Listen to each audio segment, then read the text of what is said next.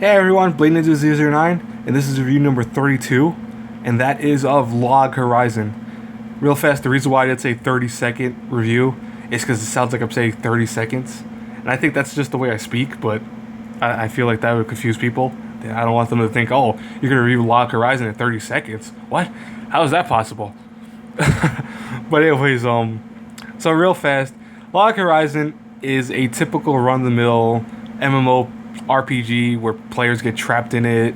The game world's called Elder Tale, and our main character Shiro, right there in the middle, is this intellectually based, action-orientated character who everything he does is almost 3 steps ahead, like he's playing chess. He's nicknamed early on the villain in glasses because a lot of the ways he does things almost seem villainous.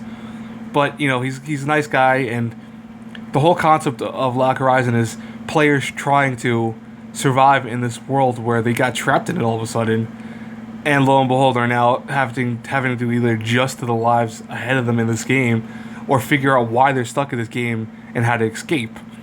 You know, unlike Sword Art Online, where the means were very simple, you know, beat the game and you get out.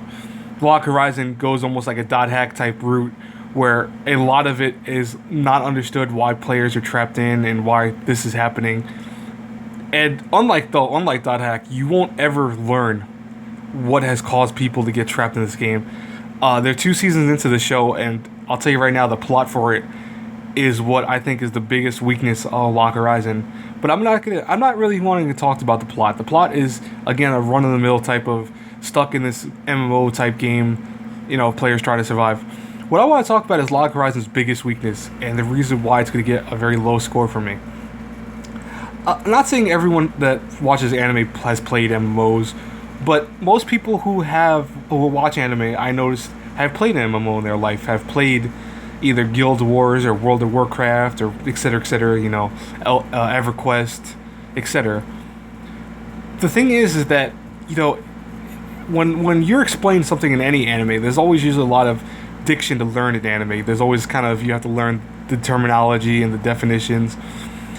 This show, Log Horizon, is very meticulous based on teaching people concepts of MMOs, where, like, for example, one of the episodes early on is about the economic structure of the game Elder Tale, and how they have to try to make money and try to use that to make sure that everyone's fed in their guild, everyone's, you know, clothed, has hotels and lodgings and all this. And that is where Log Horizon does things very good in one sense, in the terms of it's very meticulous in trying to explain details and how to live in a day-to-day of being trapped in a game. But at the same time, things like that will be repeated often throughout the show. If this is 2 seasons long, and I'll tell you right now, I'm not going to review the second season because it's almost like a dead copy of this one, in that they'll explain things like, oh, this is how we make money, this is how the system of economy works, this is how you have to make food, because if you don't know how to cook in the game, it comes out as a dry blob thing that you can't eat, or you can eat it but it doesn't taste good. It's really odd that they went so meticulously based on trying to explain the lore and the diction of this show that it almost turns people off, and it turned me off at one point because it's boring. At one point, after the first, like, I think 7 episodes of the show, they start talking about raids, for example, where, you know, they'll say in the game that there's 17 raiding parties or something like that. And for people, they need to have 17 players in the raid, etc., etc. And they don't do this once. They do this like 3 times within the first season alone, talking about how raids have to work. Listen, your audience, I'm pretty sure, is a smart bunch of people that after you explain something to them once or twice, they'll understand how a raid works. If not already, because I already know how the raid works and because I played MMOs. And it's odd to me that they keep repeating themselves over and over and over again, that it's almost too meticulous for its own good. You know, shows, as much as you might hate Sword Art Online or hate shows like Dot Hack or whatever, at least those shows don't treat their audience like a bunch of idiots, where they don't explain something over and over again so you don't, like, you're blue in the face. You know, it explains it once, and maybe we'll have a hint of it later on in case people forgotten, you know, 10 episodes later. But Log Horizon will say in 2 episodes the same thing it repeated the last episode.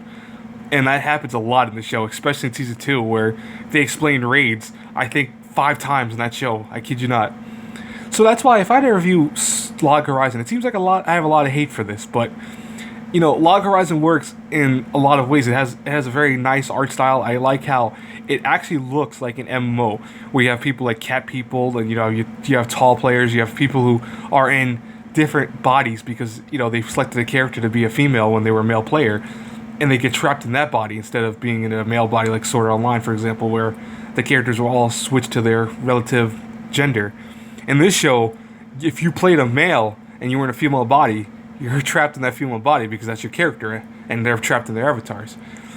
You know, there's things that work in Log Horizon. The plot is interesting.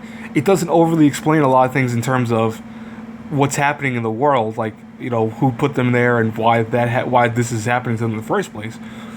But it leaves enough to kind of, you can make little hints and kind of figure it out yourself. But again, the over meticulous nature that this show has is what kills it. So if I have to review it from an A through an F, I give it a solid B minus. It's a show that, as good as it can be, because of that boring moments that it has laced throughout the whole series. Like, again, 2 seasons in, and it's just over the top boring sometimes. It's what kills the show, and it kills the kind of rhythm that the show has, because there are some episodes that are phenomenal. Some of the episodes with Shiro and the girl that he likes, Katsuki. Some of those episodes are pretty good. You know, they're kind of funny. They show that, you know, romance can be blossoming in this game because, you know, you're interacting with the same person over and over again. But on a whole, it's just a show that it hits too many boring notes at times, and as good as it looks and as good as it sounds, it's, you know, it's one of those shows that once you watch it once, that's it. You don't watch it again. You don't feel like you need to watch it again. And I was almost tempted to give the show a C+, but the reason I give it a B- is because I don't want my bias of hating the over meticulous in this show to kind of go into people saying, oh, well, you're being a little too critical. I don't want that. And I'm sorry, by the way, Vance, that this review is a little longer, but I think I had to explain why I dislike this show so much. So I apologize for that. I usually try to keep my videos under 8 minutes, and it's almost getting there. So I'll end it now. Again, the show is about about a B-. I almost said C+. That's how close I teeter sometimes off on this review. But anyways, guys, I hope you liked the review. Please like, comment, subscribe, you know, all the jazz. And until our paths cross again in the next review, have a good one, everyone. Bye.